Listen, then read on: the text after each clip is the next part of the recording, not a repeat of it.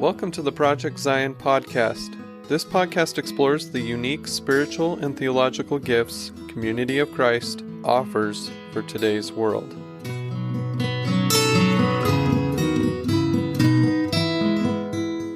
Welcome to Project Zion podcast.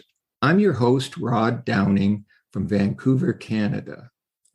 This is the series Climate Brewing, where we interview the world-class scientists and other experts who gave presentations as part of the Community of Christ North American Zoom series, All of Creation, From Crises to Transformation. Today's topic, the circular economy, is an alternative to our current economic model, which is a linear create, use, discard dynamic that results in ravaged mountains, abuse of child labor, abandoned oil wells, and mountains of trash. It considers resources to be endless, waste to be of no consequence, and the implications for nature to be negligible. Thus, today's guest, as part of the diverse voices we need to hear from, is from the industry side of this massive issue. Lugano Kapembwa is from London, United Kingdom, and is currently CEO of LoopCycle. He will share his vision of this alternative model, the circular economy. Please note, there will be a separate podcast on the related economic topic of consumerism. Before proceeding with his introduction, a word of transparency. I met Lugano through a niece who lives in the UK. They've been together for years now. But as I came to understand what he did, I realized the world-class significance to his work, and that is why I invited him. So I'll briefly share two aspects of his background and what he brings today. Lugano has spent over 20 years grappling with environmental issues. His biggest project was as energy and environmental lead for the $5 billion, that's with a B, billion-dollar Canary Wharf project in London, UK, which basically created a 100,000 person city within the City of London. The eco-significance is that many environmental groups have developed a focus on cities. Why? Well, where do most people live? In cities. Most industry? In cities. It's also where politicians are closest. It can still be gnarly, but can be nimble and very potent.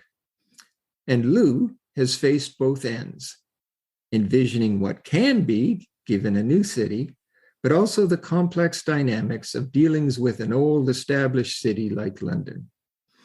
So I'd love to sit at Lou's feet and hear all his insights. Today, we'll simply get a glimpse. The second aspect is the main one. Lugano then took those insights from his previous years and co-founded LoopCycle, of which he is now CEO. Its purpose, in essence, is to create the cyclical economy.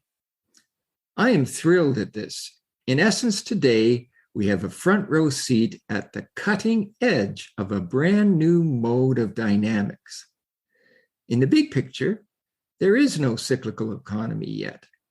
Lou is helping to create it right now. So I am greatly anticipating his sharing of the insights and struggles of helping create such a new, better mode of economic dynamics. To me, this is a rare treat to be at this hinge point, listening to one of the key people determined to create this fundamental change in our economics. So, a very genuine thank you, Lugano, for taking this time to share with us today. Hello, Rod. Great to be here. Thank you for having me. Yes, and I'm thrilled that you were able to find the time to share with us.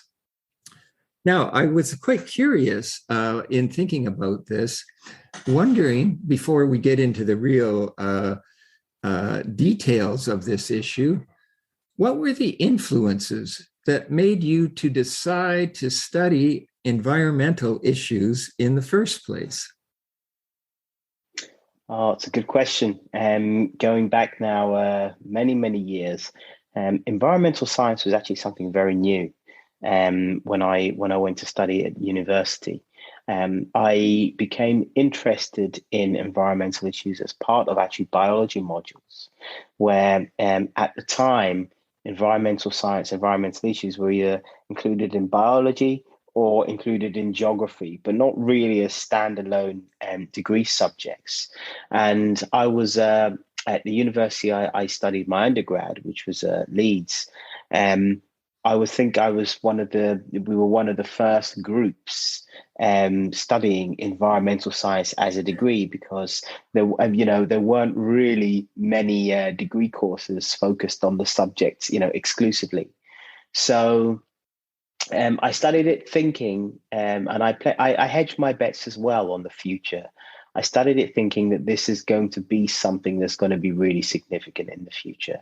I was concerned about environmental issues. I always have been, but I just felt like this could be quite useful, and I guess I was proved right in the long term, which is good in one way, but bad in another. So it's so that's kind of my history studying the subject. Great. Um, some of that sort of background motivation, would that be because you love the outdoors, or was it more just you saw the impending problems that were coming up? My interest has always been I'm fascinated by systems. And that's always been something that interests me. Systems, the different actors and levers that are within a system that make it work. Whether it's environmental, whether it's mechanical, I've always been very, very interested in how things work at a more systemic level. And environmental science, sustainability, climate change, whatever you want to call it these days, it is all about a system and how a system works, and how individual levers either work together or against each other to drive change in that system. So environmental science and learning about climate change, I think the very first time I learned about it, it was about how the weather changes are driven by rising sea levels. And that kind of connection that you would never grasp straight away, actually really kind of, in terms of a system and how it all is connected, actually fascinated me, and that is where my interest initially stemmed from. It is more of a systemic process that kind of really interests me. Well, that's interesting. It sounds like you're ready made for this stuff. Anyway, thanks for sharing that. Now, in our climate series, we've made the distinction between individual actions we can take and the huge systemic or structural issues. And in particular, we identified the two systemic issues, the economic system, which is what we're dealing with today, and as well, there is the political structures and issues. I already mentioned that our current economic one is a create, make, discard linear system, where each stage takes energy producing CO2, and then we discard whatever it is and start all over. And thus, we end up where we are today with this buildup of all these greenhouse gases. So can you describe this alternative, specifically the circular economy, maybe using an example or whatever, just give us a sense of the difference here? Right. So at the most basic level, a circular economy is one where absolutely nothing is wasted, and the system is in essence regenerative. So the products that come out of different processes within that system are then used directly to fuel new systems and new processes. And that could either be going right back to the very beginning of their supply chain or actually fueling other supply chains. But essentially, the losses or the waste products that are generated from these various processes are actually eliminated. So I guess to sum it up in one word, it is an economy where nothing actually is wasted and everything has a value. And I think that's probably the most basic way you can kind of describe it, I think. Right. It's in my small world, I sort of, it sounds somewhat like recycling, except, gone big, big time, and hopefully global.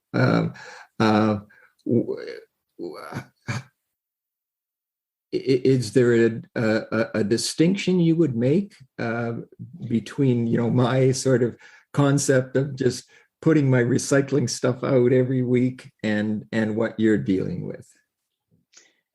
Yeah, absolutely. I think it's funny because when we first talk about a circular economy, the first thing people talk about is waste, and what to do with waste. However, if you think about a circular economy, it is, if we go back to that idea of a system and systemic thinking, a circular economy begins the moment something is required to create something. So it actually goes right back up the value chain, because a circular economy is where you consider what you're designing, how you're producing it, how it's being used. And if you're managing all of these parts, then actually what comes out at the end is something that that actually isn't waste. What it is something that can be fuel, either to go straight back into that supply chain, into that chain, or straight into something brand new. I think when we talk about recycling is almost, if you think about it, it's almost too late. Recycling is when you have a problem, when the waste is at you have a product and you need to do something with it at the end. And so I think the key distinction is that when we talk about the circular economy, it affects every single point in the supply chain, the value chain of a product, from the moment it's the moment it's conceived in terms of its design. You're thinking about how these materials, how all of these ingredients are going to be used, put together, and then even deconstructed so they can be used again. And so I think that's probably the key distinction to make here. Great. Yeah, no, that's good. That gets me out of my little world of, I mean, important, but recycling, but still, this is much bigger. Now, in our actual session that took place in June, and for any of the listeners, there should be a link, but you can go to our website and listen to Lugano's June presentation, which was fabulous. But during that presentation, and this is sort of at the other end, if recycling I haven't quite gotten right, then at the beginning end, someone mentioned the idea of, well, where does the notion of, the environment has its 3 R's, and the first one is reduce. So how does that, can you briefly just share for perspective where that sort of sits in all of this? Reduction for me is the ultimate action. we are by nature, you talked very much about kind of make, waste society, this linear society that we live in, where we just assume if we want more, we will just use more. Ultimately, we will use, we will require less in terms of energy, in terms of space, in terms of waste management processes, if we actually just reduce how much we use in the first place. I think when we talk about reduce, there's all when we bring in that element of the circular economy, what also must be included in that is the quality of what you're using as well. So if you're reducing, but also you are using higher quality materials that can be, as you mentioned before, recycled more than once and continuously reused to create new products, then actually that's when you really start to tackle the problem at a fundamental level. So I believe reduce is always going to be, if you don't use it in the first place, you're almost avoiding a problem. But that also needs to be considered in light of what you actually use, the residual amount that you have to use, and the quality of that material, and the impact that material has in terms of what went into it to produce it, but also what comes out at the end as a inverted commas waste product. Right. Great. Yeah. Thanks for that clarification. So let's then get in to some of those insights. As I mentioned, you spent some of your years with this massive Canary Wharf project. I mean, you didn't design the project, but you were the environmental lead. That would be another interesting topic. If you could have designed it, what would you have designed? But we're not going there today. But nonetheless, you were the environmental lead in this massive project. And so I'm curious if you could share the lessons that you learned from Canary Wharf that then you later either are bringing or hope to bring into Loop Cycle to continue or make this a more circular economy. Yeah, sure.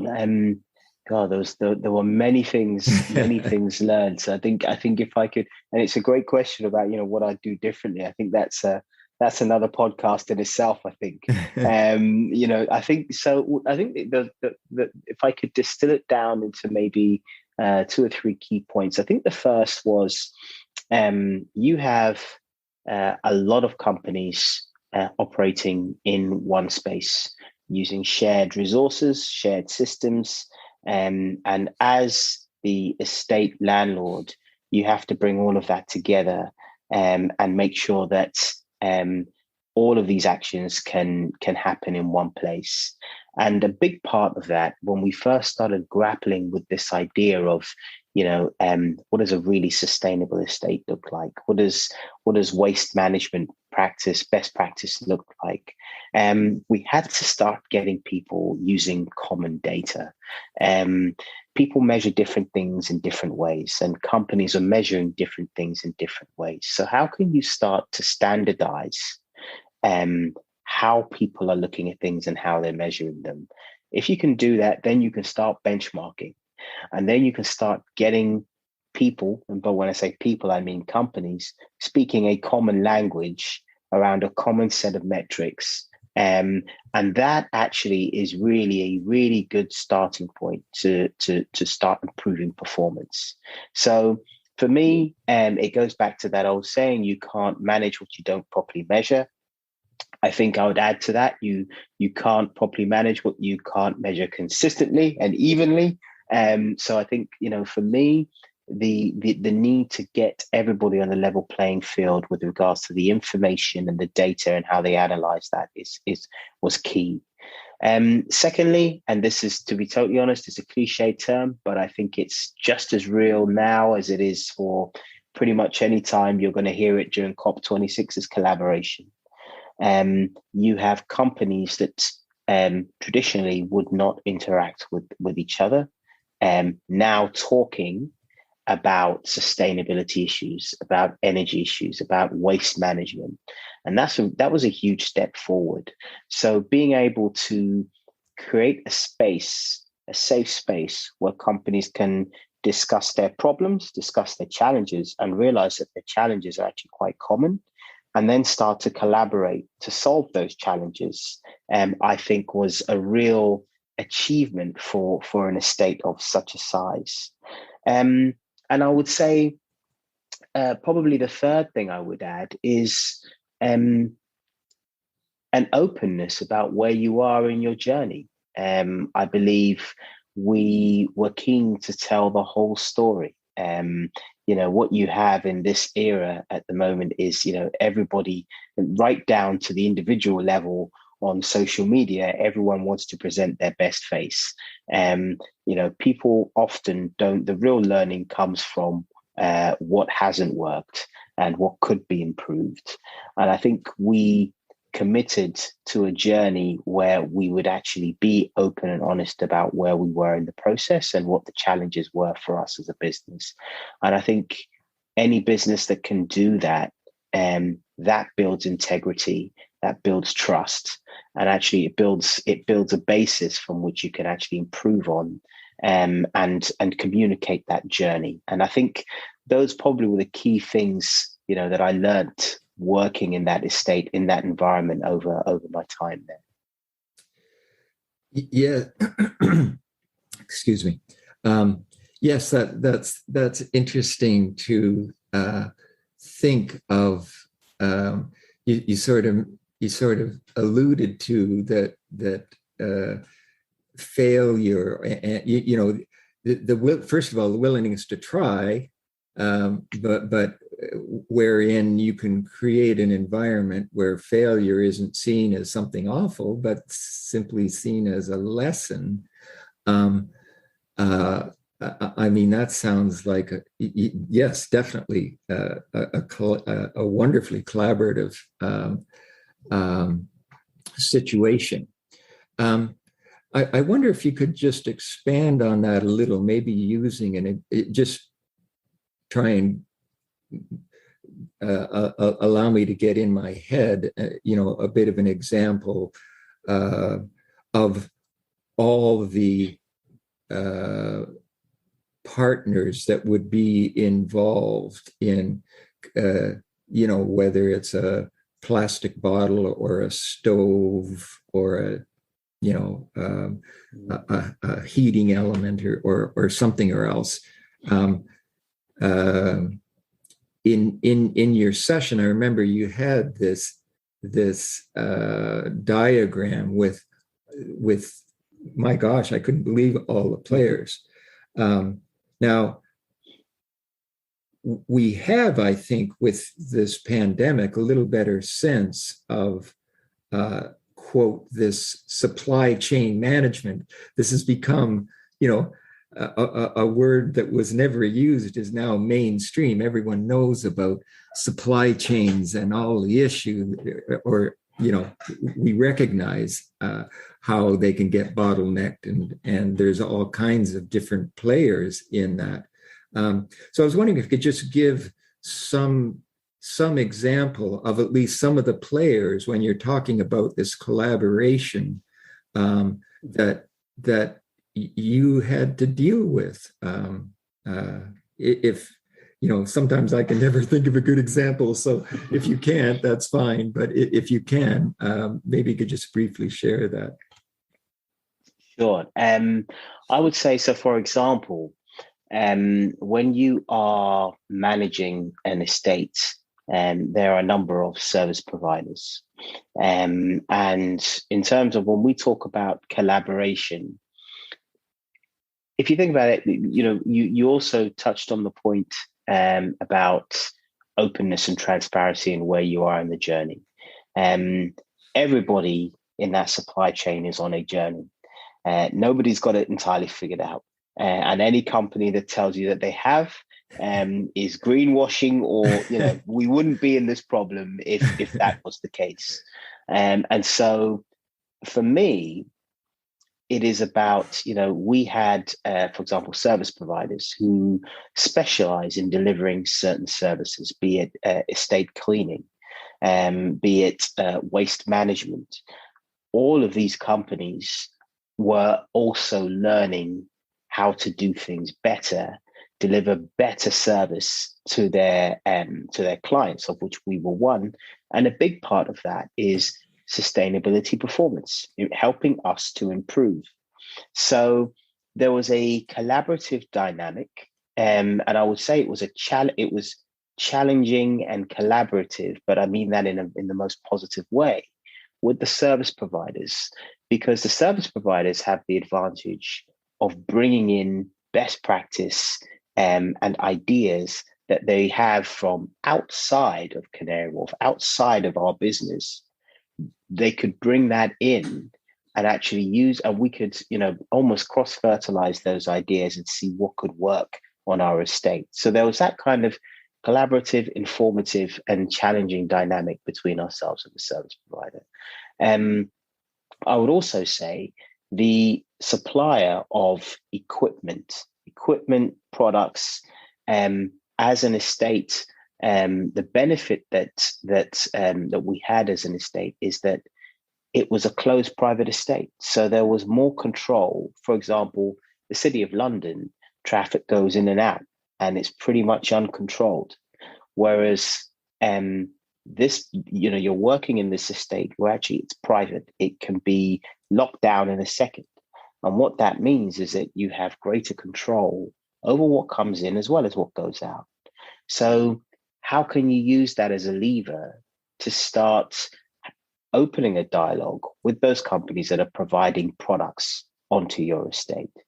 And what I mean by that is, for example, if you're delivering tons of IT equipment, hundreds or thousands of kilos of IT equipment, how can you make sure that actually it's delivered in less packaging?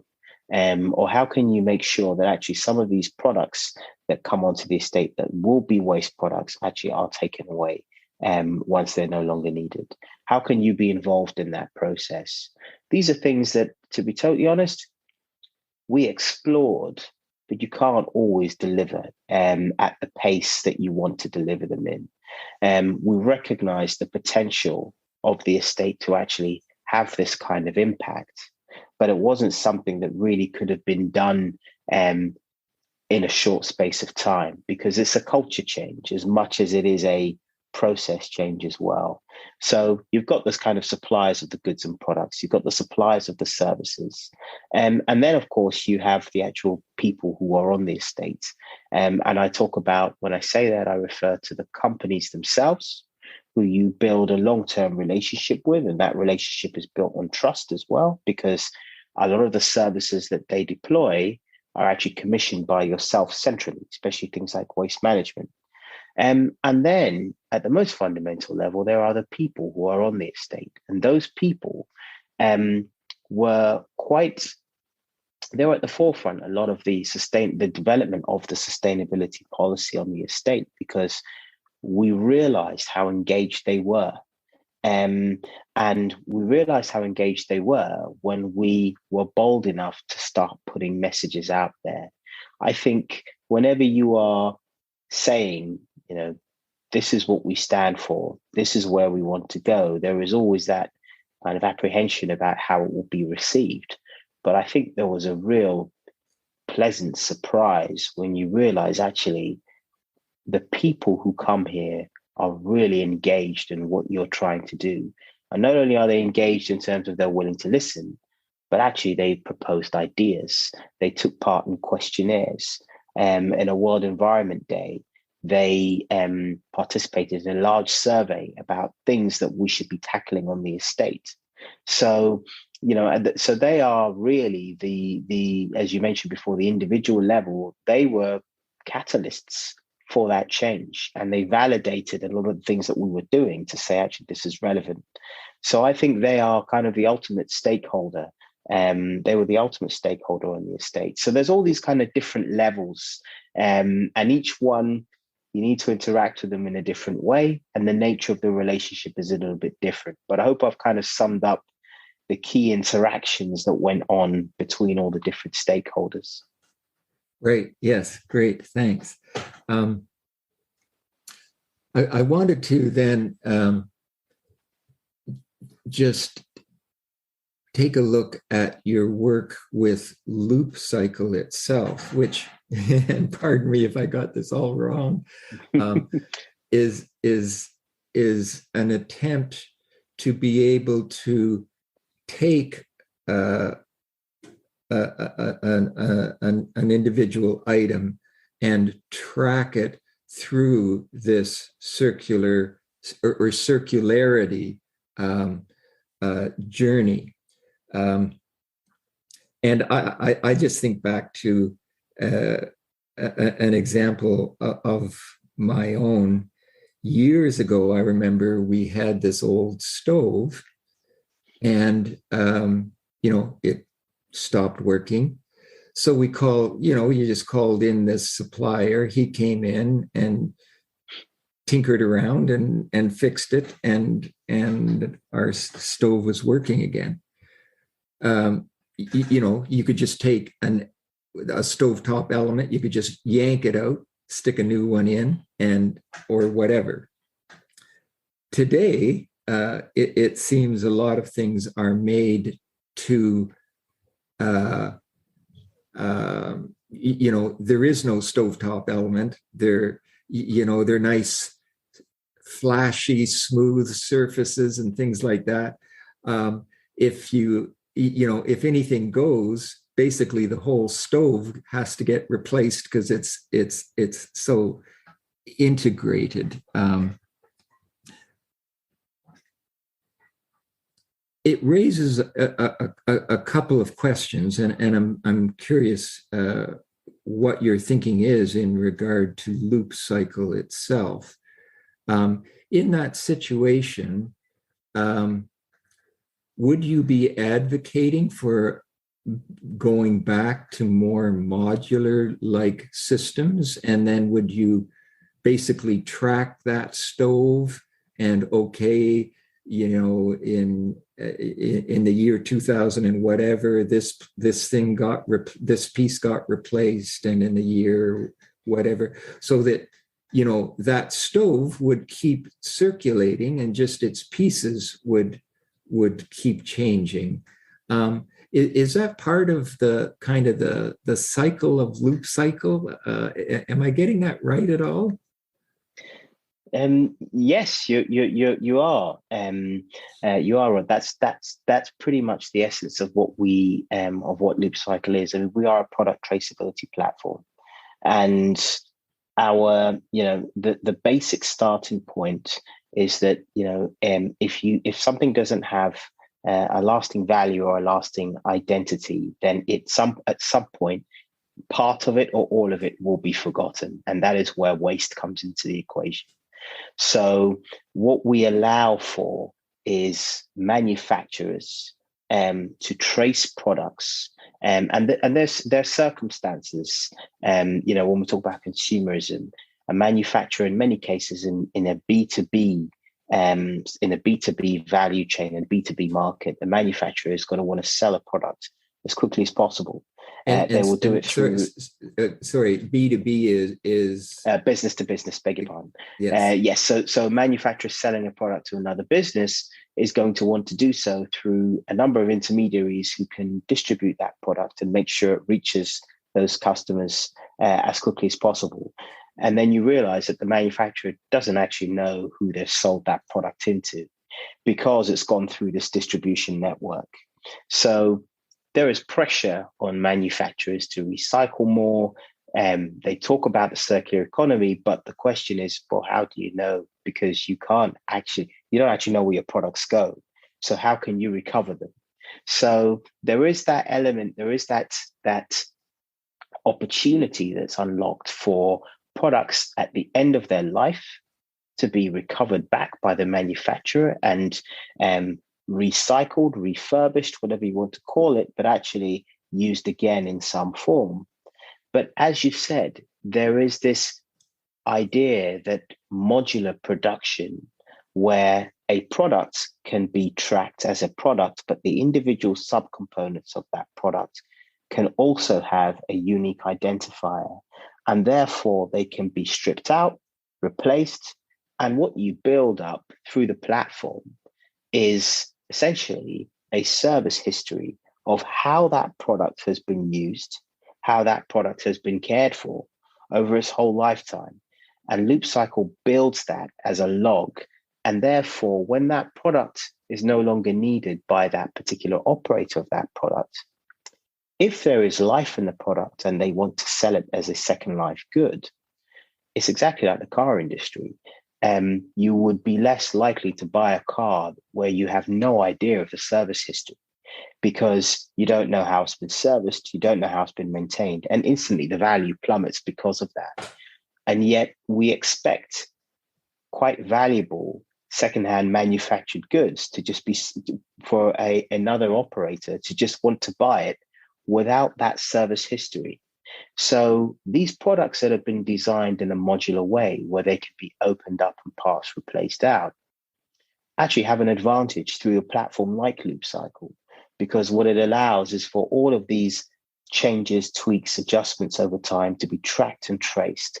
And then that gives assurance to the next owner of that product about how that product has been maintained over its life. Yes. It's funny, I was just thinking of the car example as exactly what, I would be, or when I go and buy, or if I went to buy a used car, that's exactly what I would want is, give me the history of what was this car has gone through. And in fact, just the other day on the radio, I heard of this had to do with consumer electronics, computers. I won't name the company, but they also do refurbished versions. And some investigative work went and asked some of the employees, would you ever buy any of those refurbished products? And they said, not in your life, because, but all of that's, and that's the problem. It's hidden. Nobody knows. So yes, to be able to, and so, that whole potential of, for instance, cell phones that, people want always the latest, cell phones, and there are, you can go up on the web and see these like 20-foot mountains of used cell phones that people have discarded that would be perfectly usable, but there's no assurance of what they are, and so nobody wants to buy them and things like that. So I can see the real potential of this circular economy that goes back to, some of your key words, trust. That to me is what was, boy, my ears really picked up on that. If you can get a system of trust in place, that makes that world of difference, where I would consider either that used car, or I'd feel, satisfied that I'm getting what they say I'm getting, or that's, that cell phone, I'd consider that.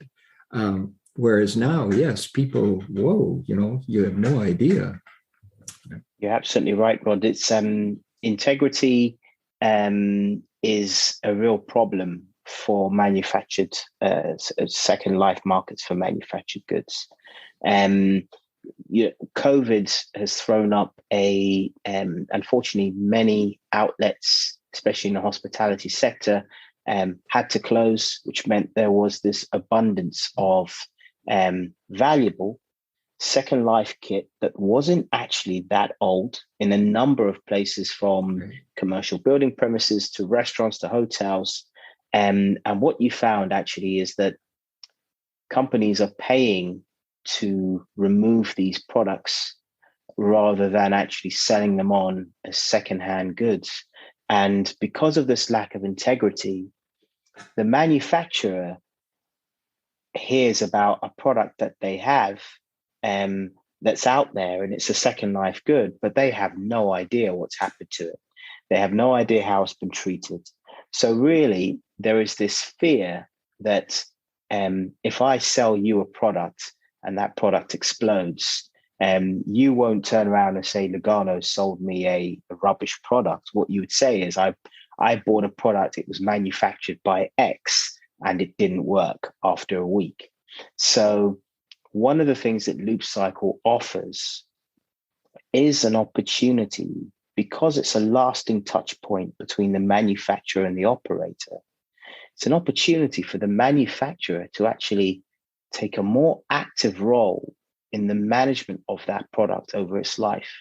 So if the parts that are replaced are manufacturer assured parts, if the manufacturer conducts an industry standard servicing on that product every 2 years, and there's a log of all of this detail, the manufacturer then has more confidence in the second life potential of that good. And also, you start to just build this integrity in the second life market, because the way the product has been maintained is just to a higher standard. And that really is the kind of the place we want to take this, and where the platform can actually really drive the onward value, the onward use of these products. Right. Yes. Exactly. So it's the type of situation where, boy, I sure hope for your success. I mean, not apart from just for you, but yes, this could, if this could be a system that could be trusted, and build that trust and, as you say, integrity and confidence. It really does open up the possibilities that simply aren't there. One of the questions is that came up is, so a company that invests in this circular economy,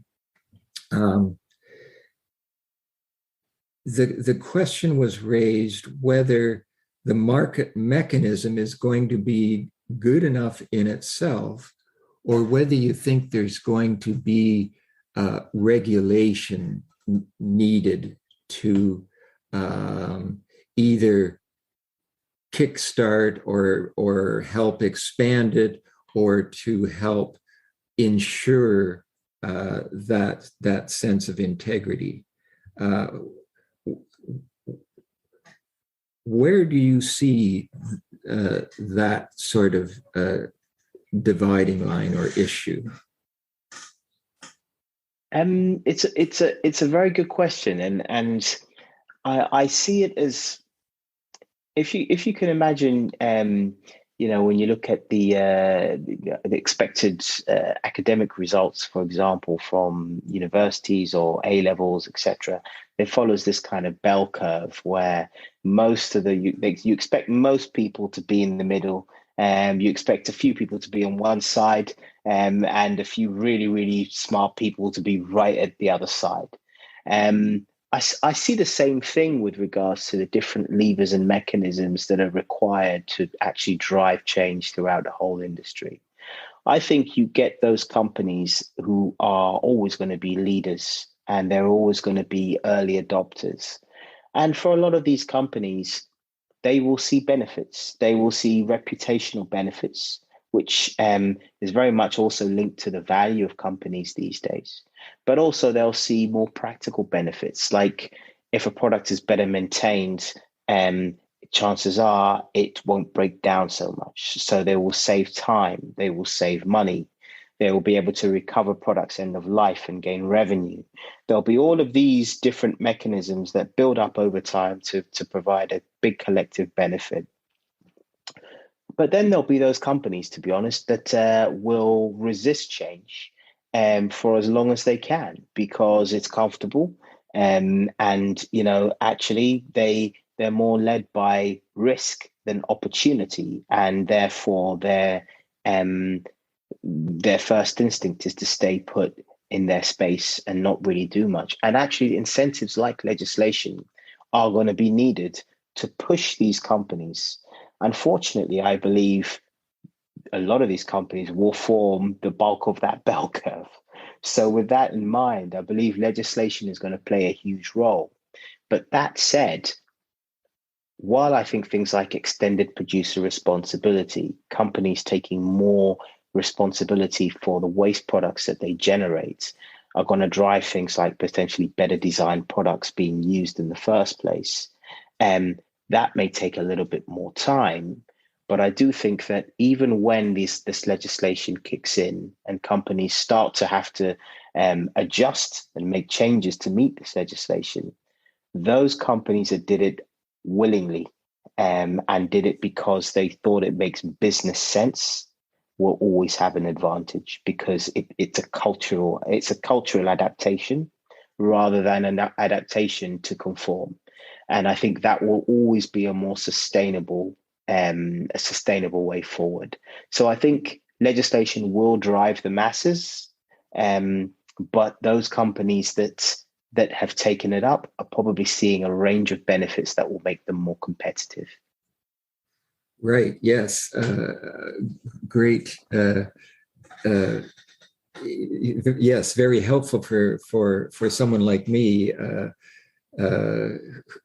who's not responsible for some business, to see just the innate benefits of going with this system. And wow, yes, I sure hope it spreads. And I guess that's a quick question. We're sort of getting to the end of our time here. Where are we? Just in the most general sense, in terms of this circular economy and companies waking up and wanting to adopt things, or looking for companies like Loop Cycle that they can hook into for that type of thing. Where are we in this? I'm going to be as optimistic as I usually am. I think we're a long way off. I really do. I think that there is a lot of understanding that needs to happen before companies feel comfortable actually driving change themselves. When we look at even off the top of my head, I've got climate change, I've got net zero carbon, I've got circular economy, I've got sustainability. We've talked about recycling. I believe companies are, it's a challenge for many of them because they know they have to do something, but they need to actually understand A, what it means, and B, what it means to their business and their industry. And I think that there needs to be a process to which these companies really grapple with what it means, and then actually look at tackling the problem, going back to that word, at a systemic level, rather than very small actions that show they're doing something but really don't have a large impact. And I think that takes change. That takes change, and it takes commitment. Now, that commitment can be in terms of resources that are required internally to make that change. It could be financial commitment to change something, but it's that vicious circle, isn't it? Vicious cycle, because that commitment won't be made until they understand what they're committing to. So I believe there is a really long way to go, and unfortunately, we have to do it in a really short period of time. But in all things, I believe that the companies that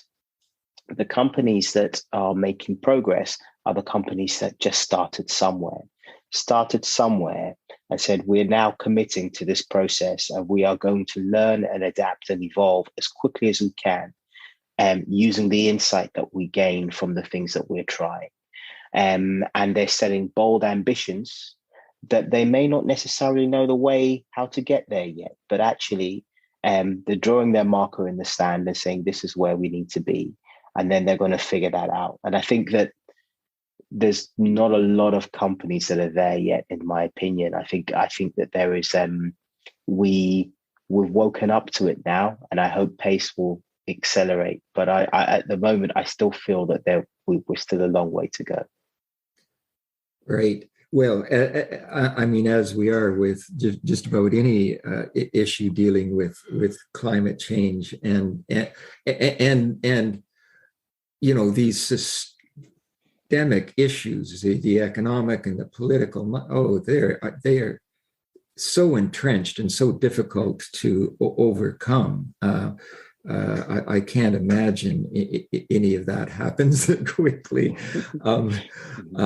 but it's just wonderful to see someone like you and your company and your former insights and things like that are here, are working, tirelessly to help sort of expedite this, because boy, yes, we need that. Now, before I close, I just want to give opportunity if there's anything else you felt you'd like to share. Otherwise, we'll bring this to a close. Oh, brilliant! Thanks, Rod. I think, this has been really insightful for me, and one thing that I'm learning is that, you know, these challenges are very similar regardless of where we are on the planet, and we are learning that we're now part of the called a Global Incubator Program with an organization, a government organization in the UK called Innovate UK, and we are collaborating with Mars. They are a research establishment, innovation and technology establishment based in Toronto. So we're actively working with cross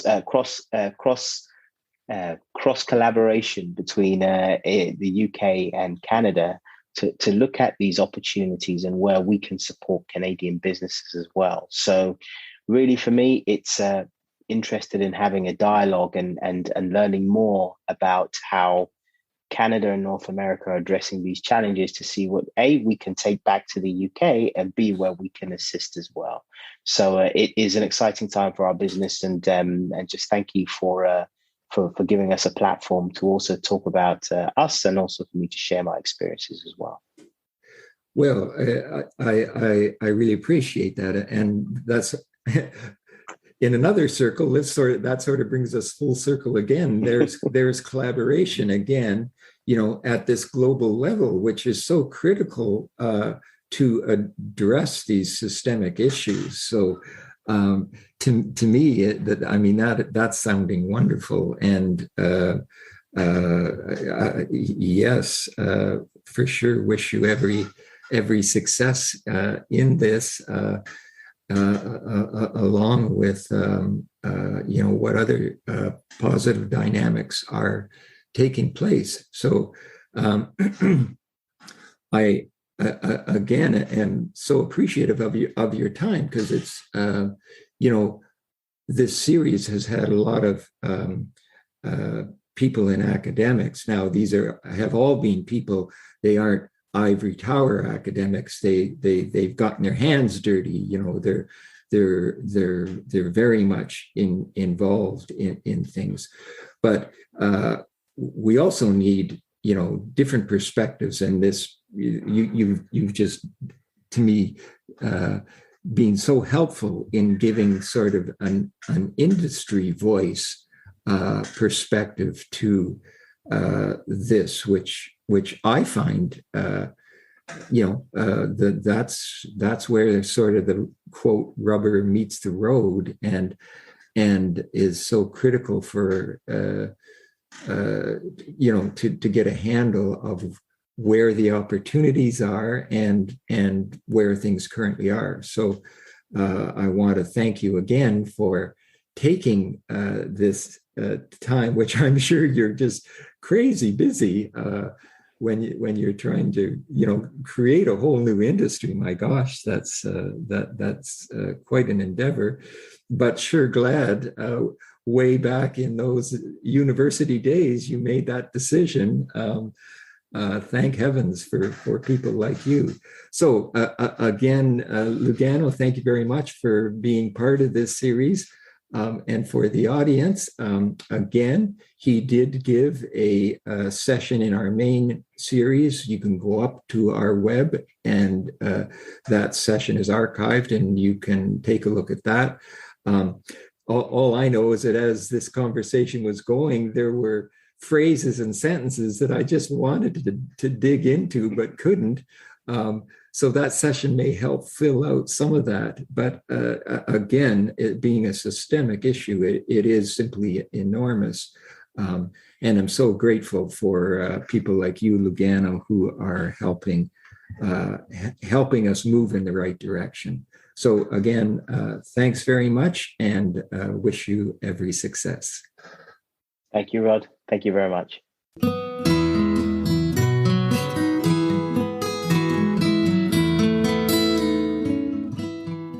Thanks for listening to Project Zion Podcast. Subscribe to our podcast on Apple Podcast, Stitcher, or whatever podcast streaming service you use, and while you are there, give us a 5-star rating. Project Zion Podcast is sponsored by Latter-day Seeker Ministries of Community of Christ. The views and opinions expressed in this episode are of those speaking and do not necessarily reflect the official policy or position of Latter-day Seeker Ministries or Community of Christ. The music has been graciously provided by Dave Hines.